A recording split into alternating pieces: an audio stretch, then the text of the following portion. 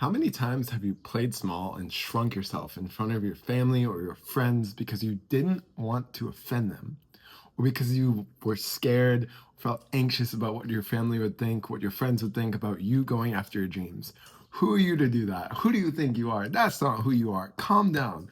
Don't be so full of yourself. The list goes on and on and on. And I've been told by many old people in my life those exact same phrases. And in particular, I remember a time in my life where I dropped out of college. I think I was either 20 or 21 years old. Pretty sure I was 21 years old and I was dropping out of college. And I remember two specific people in my life sat me down, two people who I was relatively close with, and essentially had an intervention with me.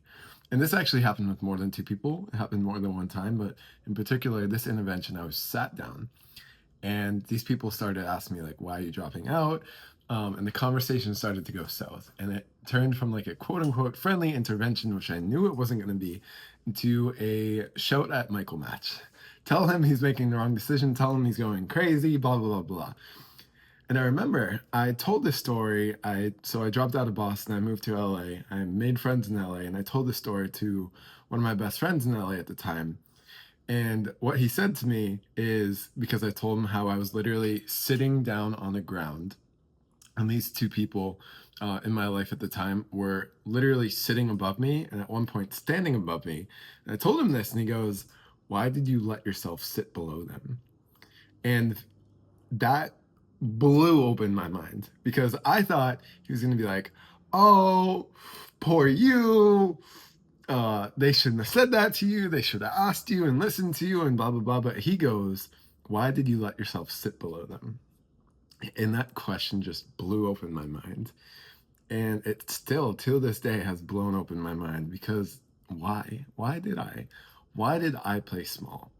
And a question I got, and a question I've created as a result of that, is there even peace in certain relationships when I play small? Certain relationships I've had, I do have, and I will always have are great, are always thriving for the most part, always like there's always some problems coming up every now and then, but for the most part, certain relationships I have are always been great and always will be great. Certain ones have had very hard moments, and some people aren't in my life anymore.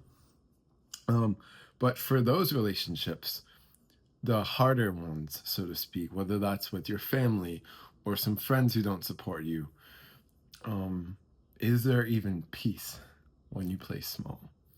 So you tell yourself you're going to play small and shrink yourself so that there's peace in the family or peace in the friends who are jealous about you. And hopefully, my wish is that this video does not apply to you and that either your family or your friends are always supportive of you.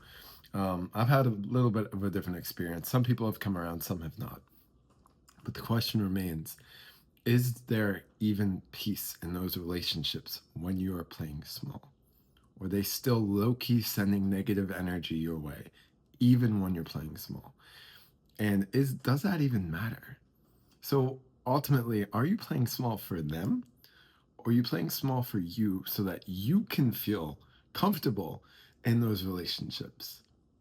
Because there's not really even peace in those relationships that you say you're playing small so you can keep the peace for.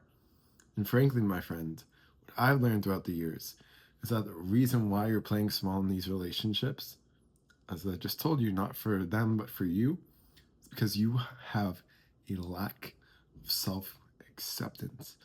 There's at least something, probably many things, within you that you are resisting accepting, whether that's behaviors, desires, things you don't desire to do, maybe mistakes you made, maybe all the above, that you are not accepting because of some reason that is probably just misguided.